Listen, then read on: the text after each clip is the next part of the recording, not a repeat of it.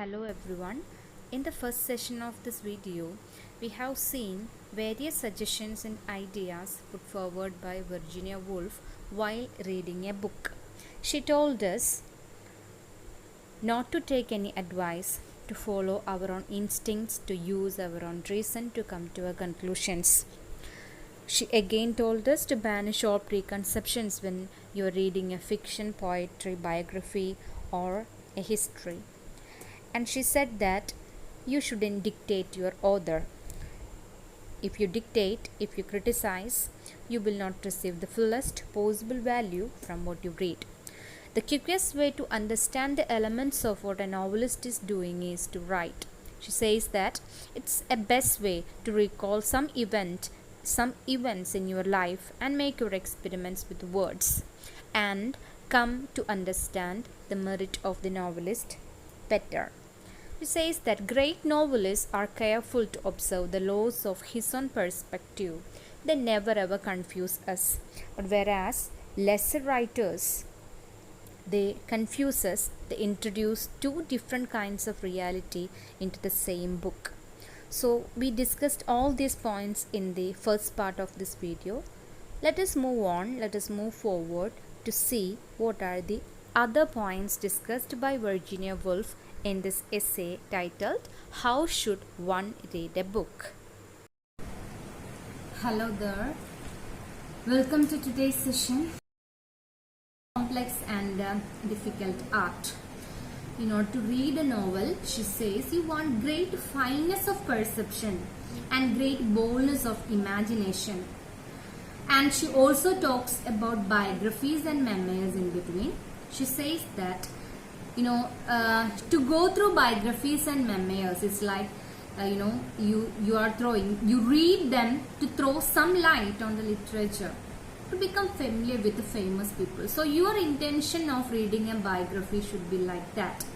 Okay, you get added knowledge about biographies in the world. Moreover, you get to know about famous personalities in the world, right? Their ups and downs in their life that might give us some kind of lessons. You might feel inspired about out of the experiences that are being shared over there and all. And she says that they also help to refresh and exercise our own creative powers too. Okay, it can also refresh and exercise our creative powers in the sense like after going through the biography and memoir of a particular famous person, I feel pretty much inspired about how I should be, how I was. I want to alter my personality so as to get over to some other to reach some goals in my life, and you take inspiration out of them, out of the reading. So it's an exercise to our creative powers too. Okay, reading biographies and memoirs. Well, but she goes on adding this idea that the greatest part of library is, of course, rubbish heap of literature. It doesn't have any value, yet it is absorbing, in the sense that many people are taking it, reading it, they do not know what to read. She might be commenting about such a kind of readers. You may get insight from just a letter, a few sentences, or from a story told by any character in the fiction. That's all. Okay, that's all what will be inside such a kinds of rubbish heap of literature. One simple insight might be there within one particular statement when you literally compare the entire work of fiction. Okay, or out of an anecdote or a story that is being conveyed by a character, you might get some kind of other insights. She says that this lesser kind of work writers who produce this rubbish kind of literature, they disfigure the story and will provide only facts. Okay, there are no insights given inside the stories. When you literally, it should be a kind of an experience that you feel like you're flying. Okay, you are flying and you are sliding with each and every line, okay, every sentence, every thought that is being there. You just don't you just can't recollect how many pages you had already turned, and when you finish with the last page you have a feeling of, you know, left out. Okay, well, so anyway, these kinds of, okay, this tendency to disfigure the story and provide only facts so as to make it a rubbish heap of literature. These are inferior kind of fiction according to, okay, such varieties of works are inferior in the words of, in opinion of Virginia Woolf. And she goes on talking about poetry. So what is your impression about poetry? In the text you have given many lines, okay, which with different circumstances are given. Many lines are given which are really touching, which are magical, okay, which are some are spiritual and things like that. So you just recollect your experience of reading poetry. How do you read it? She says that poetry can arrest your attention. The moment we read it, okay, it gets immersed into your brain. Later, the sensation begins to spread through your minds.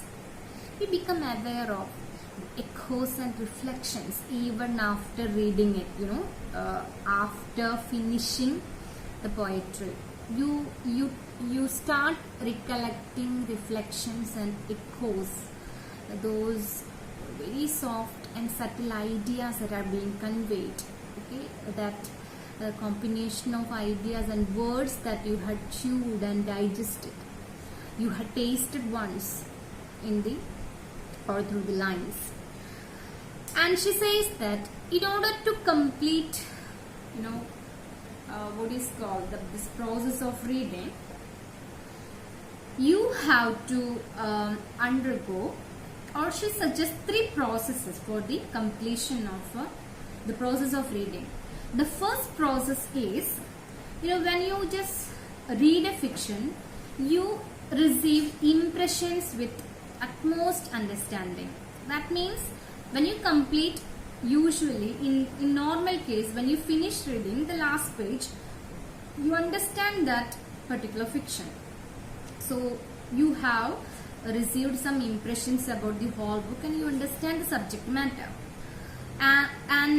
So the point is, you right now you have opened your mind wide. That is the only way how you can receive impressions and understand what is inside the text. The second process is to make judgment. She says that when you just complete the work, complete reading a work of art, that is just half the process of reading.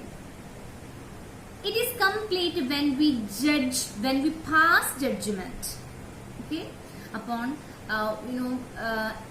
when we pass judgment upon the impressions that you have understood or you have received out of reading the entire work. She says that it also has to be compared. So the third process is the comparison. First one, to receive impressions, okay, so as to fully understand that work of art. Second is to pass judgment. You have to judge those impressions, or else your reading is just half-baked one. The third is compare. Then compare with what? That's the question. So you have to compare it among the best of other books that you have read and try to bring about its merit. Okay, and in order to go for comparison, you can of course look on to the works of the major authors that she had already given: Daniel Defoe, Jane Austen, Thomas Hardy, etc. She had already declared that, you know, they are of course all-time favorite. Well, anyway, so but at the same time she says that when you go for, you know, comparing your experience, your judgment that you have within you after finishing a particular fiction or a poetry. That is a difference in the case of new novel, new fiction and new poetry. Okay, so that has to be new books and new poetry. They have to be judged only by new standards. That is one point that she also tries to add to it, okay, in the process of reading. So she says that it's a very difficult process, okay, the entire process of reading. It actually, if you want to complete the process of reading, then you have to do these three. You have to go through these three processes, and it is very difficult. And in the initial stage, our judge, she says that you might be a person who is very young, or you have just started reading. You just started acquainting with the kind of literary works and all. So normally when you go read out things, you try understand subject matter, then you pass judgments and you go for comparison. Of course you can commit mistakes, okay. So the initial stage, in the initial stage our judgments may be wrong, but she says that we can train our taste to be refined. She says that we can train our taste. So in order to complete the process of reading, you have to go through three processes. First, to receive impressions so as to understand the text fully, okay, with open mindedness. Then the second, to pass judgment upon the received impressions. Then third, compare it with the best of other books that you have ever read, and try to bring about its own merit. Okay, so she says that anyway, if you literally try these processes, it's of course a kind of a trial and error method. Okay, you keep on trying, your taste will improve, you will be matured, and you will be more refined. So she says that we will be able to find out some common qualities to some books. Okay, that is, if you put this into practice, you will be able to find out some common qualities to some books. That is, the qualities that group books together. Okay, this can be understood by a versatile reader. I should put it like that. Okay, if you are in a habit of reading, you have come across with many books, okay, many major books, okay, books of quality, then you will be aware of some common qualities that will make a book, okay, sophisticated. So she says that, you know what, if you are a common person, okay, not at all a person of good taste, or in the case of common people, if you are still in confusion, she says that she again has a suggestion for such people. She says that in framing rules that bring order to our understanding, it is always better to consider the criticism of great critics. Okay, so one thing is a must. You should be very much sure that the critic is a great critic, okay, a man of good quality. Well, moving on to the conclusion, she calls critics as rare beings, and we must remain. She says that ultimately, how should we approach a book? We should remain as readers. And she says that opinion of the people reading for the love of reading should be considered too.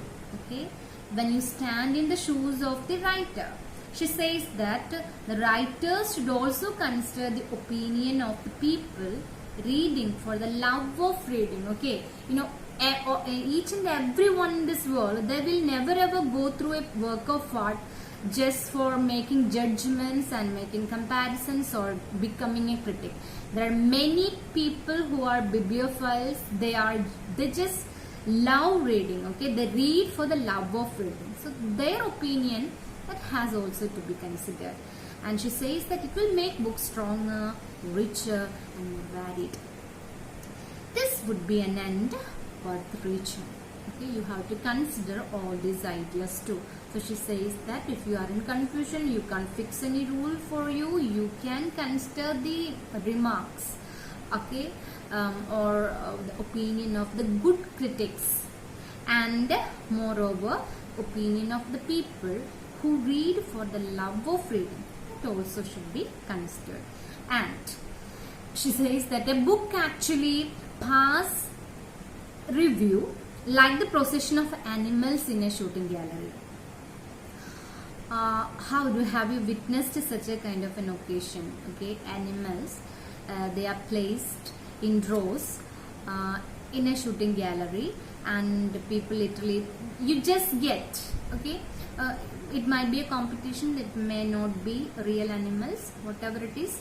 Over here, the person just gets a fraction of a second, okay, just a minimum time to shoot one particular animal. So like that, she says that a critic has 1 second to load, aim and shoot. Be pardoned if he makes mistakes.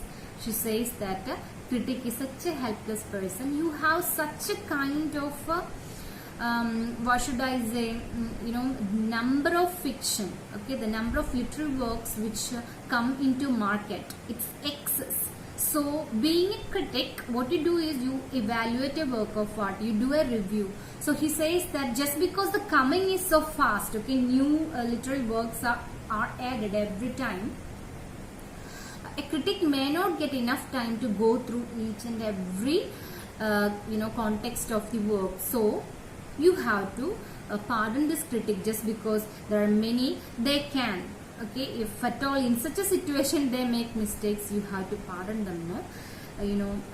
Many a times they they recognize a tiger as a rabbit or a fowl as an eagle and etc. So these things literally happen. And she concludes this work with this idea, with this short story. She says that on the day of judgment, ultimate end, on the day of judgment, imagine that great men come to receive their rewards. God Almighty is actually standing, so he is a very person who gives away the rewards to the great men who have reached over there. So he is accompanied by his disciple Peter, and Virginia Woolf says that if at all he comes across with some readers, okay, or if at all he comes across with some souls or some human beings who are coming up with books in their hands, he would command that, look, these need no reward. We have nothing to give them here. They have loved reading. So what does it suggest? Look, these need no reward. Looking at those souls who are approaching him, the God Almighty makes this command. These people, they're having books in their arms. Okay, so you just see they are such people who are addicted to reading, and he says that this is a command, okay, that the Almighty makes. Look, these need no reward. You have nothing to give them here. They have loved reading. So the rewards that you're going to receive in the heaven after your death, that's already there in the books. Okay, so a man of reading actually has seen the heavens before his death itself. And so she concludes the work by passing such a kind of a judgment. Anyway, so altogether we can say that Virginia Woolf, being a modernist figure in literature, a member of Bloomsbury group, it's really hard to believe that she had these fits of insanity, and she had drowned herself in a river. We had literally confronted the merit that she has. And this work, how should one read a book? It's pretty lengthy, okay, and it is literally voluminous. And what she tries to do through this work of art is just this. She says that if you are to give an advice to a person in the matters of reading, the best advice that you can give to him is no advice at all. Just to follow his instincts, just to follow his reasoning in order to come into his own conclusions. She says that if that is agreed between both of us, okay, you the reader and me, then let me give you some or a few ideas and some suggestions about these rules of the conventions of how to read. And she literally exploits that freedom that we had given her, or the freedom that she had taken herself, okay. And I think the ideas are pretty clear with you. If you have any doubt, please WhatsApp me, okay, put it in the WhatsApp group. I will answer you. Thank you for listening.